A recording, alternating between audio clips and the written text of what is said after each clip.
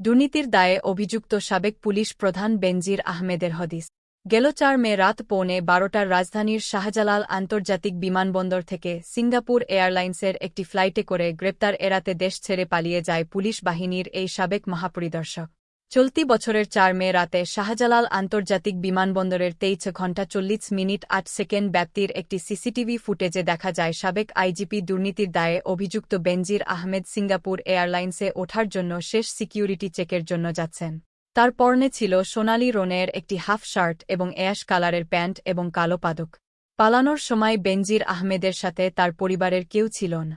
তাতে ধারণা করা যায়, তার স্ত্রী সন্তানদের আগেই তিনি দেশের বাইরে পাঠিয়ে দিয়েছেন।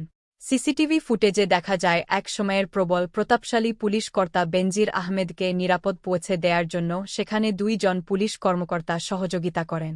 সিঙ্গাপুর এয়ারলাইন্সে ওঠার সবশেষ নিরাপত্তা তল্লাশি স্থানে দেখা যায় বেনজির তার শারীরিক তল্লাশি শেষ করে পাসপোর্ট হাতে দাঁড়িয়ে থাকেন। আর তার হ্যান্ড লাগেজের নিরাপত্তা তল্লাশি শেষ করে বেনজির আহমেদের হাতে দেন এক পুলিশ কর্মকর্তা।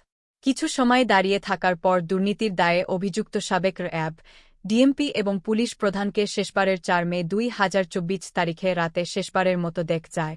পরবর্তীতে বেনজির আহমেদ সিঙ্গাপুর এয়ারলাইন্সের একটি ফ্লাইটে সিঙ্গাপুরে উদ্দেশ্যে